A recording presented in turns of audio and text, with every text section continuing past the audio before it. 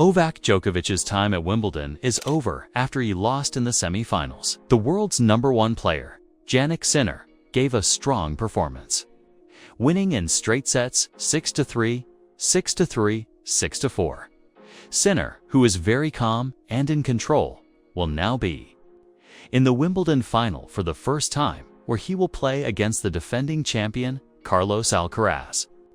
This means that for the first time since 2017, Novak Djokovic will not be in the men's singles final at Wimbledon.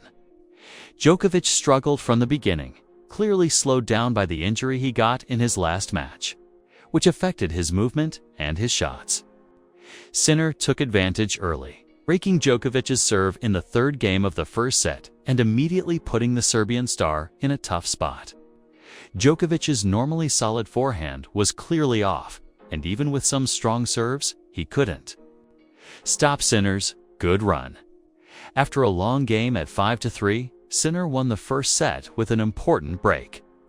The second set saw Sinner control the game even more, breaking early to lead to 2-0 and keeping the pressure on the whole time.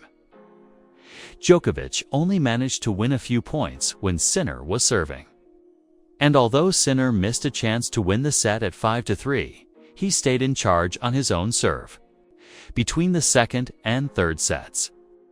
Djokovic got treatment from the physical therapist and showed a short comeback, breaking Sinner's serve to go up 3-0, but Sinner quickly found his rhythm again, answering with 2 breaks of his own and winning 5 games in a row to take a 5-3 lead. Djokovic fought hard, but the difference in their form was clear.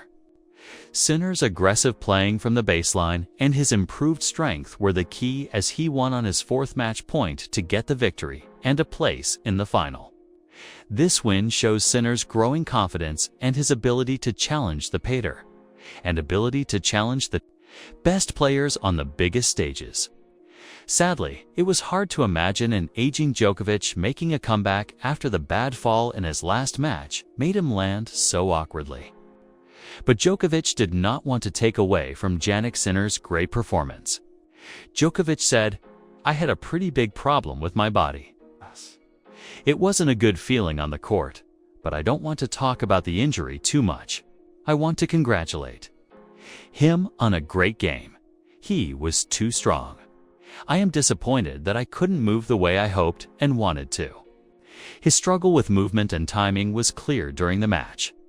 But Djokovic's respect for Sinner's playing level never changed.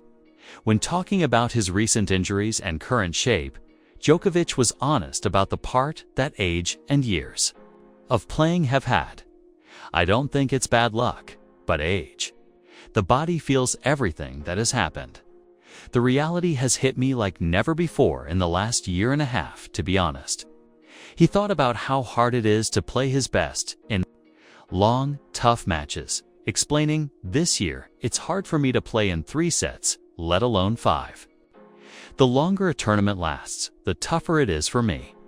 I get to the semifinals. I play with Sinner and Alcaraz, and they are fresh and sharp while I start the match with half a tank of gas.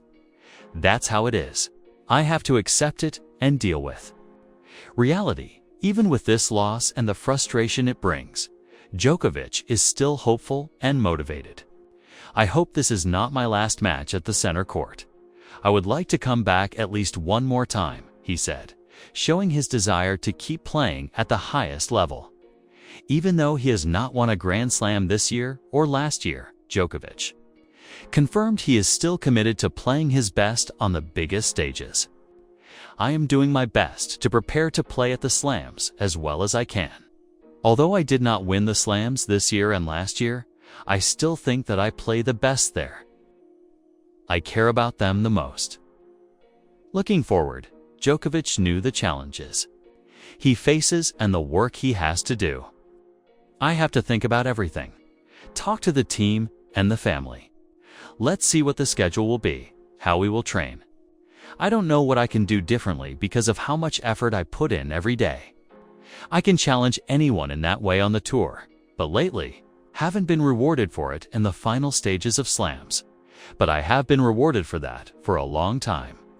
I got a lot from God in my life and in my career. It would be wrong, too. Complain about injuries now. I was fit for so long, had an amazing career. Now I'm trying to make the most of what I have left.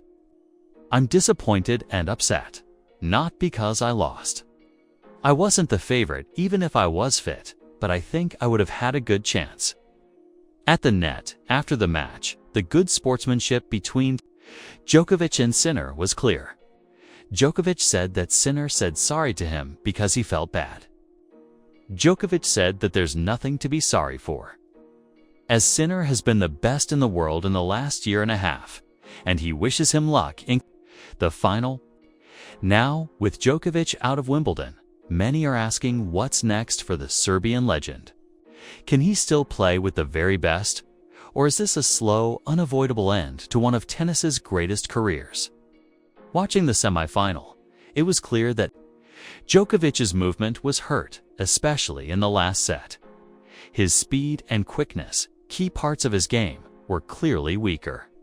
He confirmed this himself after the match, saying, "I wasn't thinking about not playing at all. I didn't feel so bad that I couldn't stand on my leg.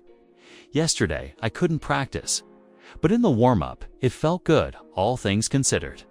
Still, it was uncertain how his leg would feel during the match.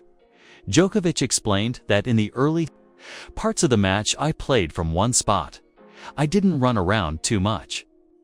But as the first set went on, the injury started to affect me.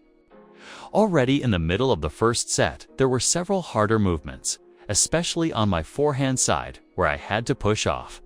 I felt it getting worse there.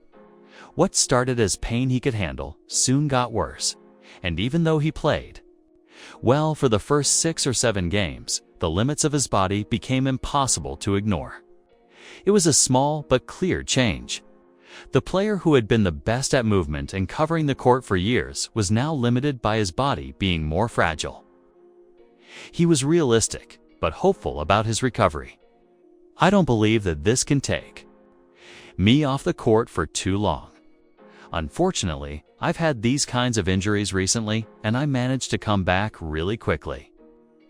I think that at the US Open, I can get myself to the best level that I can play at."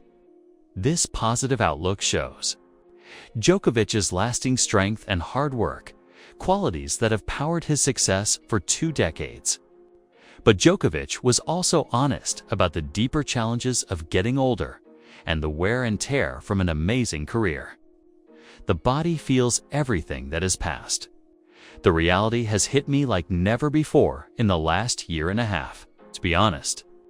It's hard to accept because I feel and have proven that I can still play very well when I'm fit and fresh. This statement is very telling. It shows 2 different realities.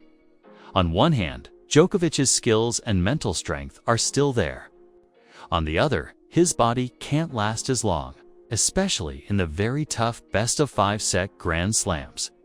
Looking ahead, Djokovic also said he was unsure about his future plans. "Now that I have just left the court, it is hard for me to see the bigger picture and to think about plans for the next few months or for the year. I am doing my best to prepare to play at the Slams as well as I can. Although I did not win the Slams this year and last year, I still think that I play the best there. I care about them the most." His focus on Grand Slams shows he is still motivated to play at the highest level despite the problems. The emotional weight of this moment is clear when he admits, "I'm in quite a bad mood to talk about anything." But his love for the game and care for his body have not changed. "I dedicate a lot of time to my body.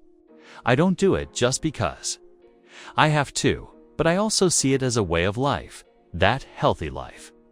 I love that wellness world. I'm always open-minded, curious to try some new things that can take my body and mind to a higher level." This shows Djokovic's ability to change and try new things, which is important for any athlete trying to make their career last longer. In the end, Djokovic faces a harsh reality that many athletes face as they get older. The gap between skill and physical ability gets wider, and recovery becomes tougher. Yet, his mindset is still focused on getting the most out of what he has left. saying, "Now I'm trying to make the most of what I have left. I'm disappointed and upset, not because I lost. I wasn't the favorite, even if I was fit, but I think I would have had a good chance." Unfortunately, Djokovic's honest words only confirm the reality of his performance and physical state in the semifinal. Maybe for the first time, it seriously looks like he will not come back from this. And while a lot of the focus of this match went to Djokovic's physical condition, we must not downplay Sinner's game. With this win, he tied Nadal for the most wins in a row against Djokovic at 5, losing only one set to the Serb since their match in Shanghai in 2024. With this win, he also became only the 4th player to beat Djokovic on clay grass and hard courts after Nadal, Federer, and Andy Murray.